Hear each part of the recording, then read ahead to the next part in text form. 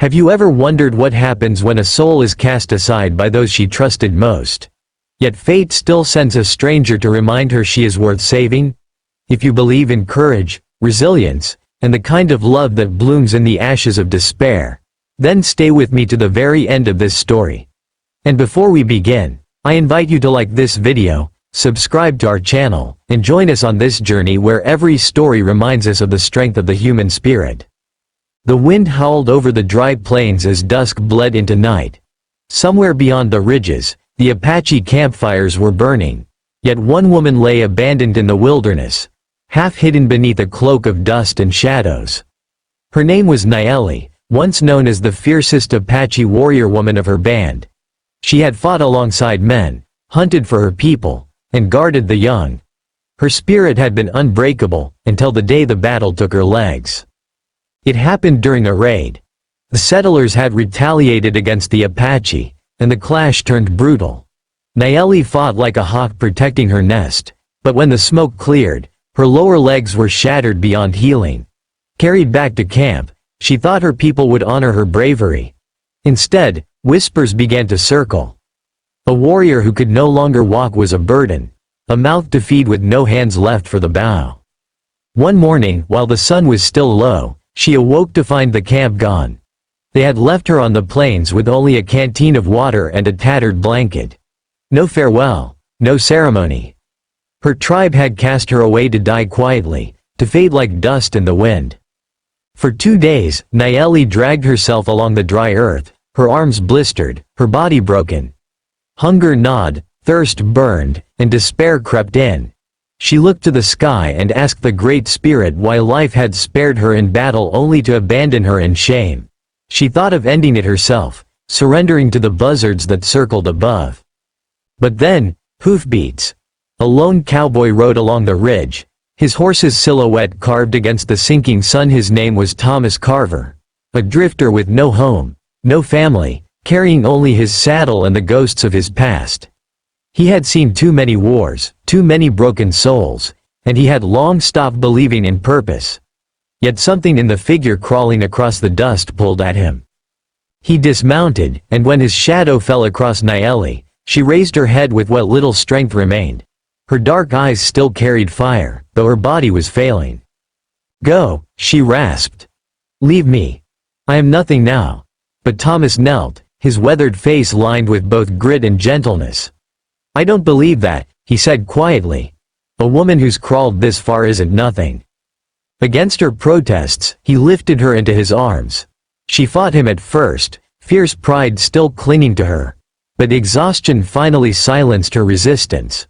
He carried her to his camp, fed her water drop by drop, and kept the fire burning through the night so the coyotes would not come near. The days that followed tested them both. Thomas searched for herbs and dressed her wounds, crafting crude splints for what remained of her legs. He hunted rabbits, cooked broth, and fed her with patience, though she cursed him often, saying he was wasting his time on a woman who would never walk again. But Thomas had his own scars.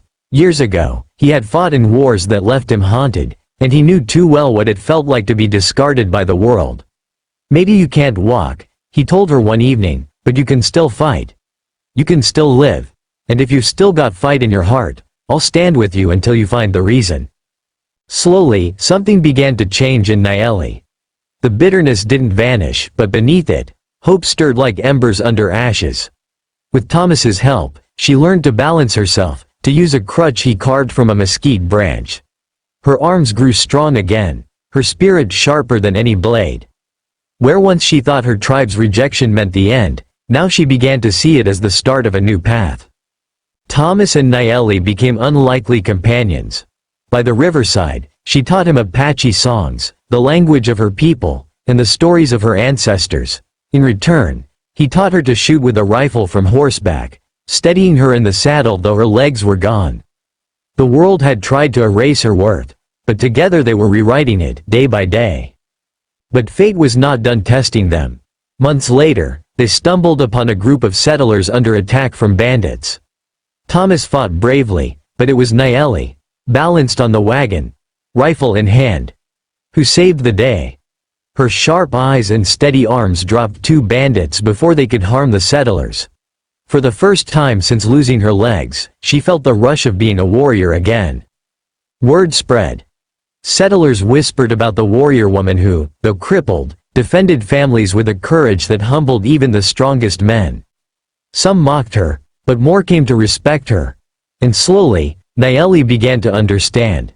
Her tribe may have left her, but she had not been abandoned by life. In the quiet of the prairie nights, sitting by the fire, Thomas and Nayeli's bond deepened into something neither had expected. Two lost souls, both left behind in different ways, found in each other a reason to keep going. Love did not come quickly, but when it came, it was steady, rooted in shared pain and shared healing. Years later, the people who had once discarded her would hear of the Apache warrior woman who, even without her legs, rode with courage, fought with honor, and loved with a heart stronger than steel. And standing by her side was the cowboy who had seen her not as broken, but as unbreakable. So, if you've ever felt abandoned, rejected, or told you were worth less because of what you lost, remember Nayeli's story. She was left for dead, but she lived. She was called weak, but she proved stronger than anyone could imagine. And sometimes, all it takes is one soul. One unexpected person who refuses to walk away, to remind you that you are not done yet. If this story moved you, don't forget to like this video, subscribe to our channel, and share it with someone who might need the reminder that even in our darkest hours, we can rise again.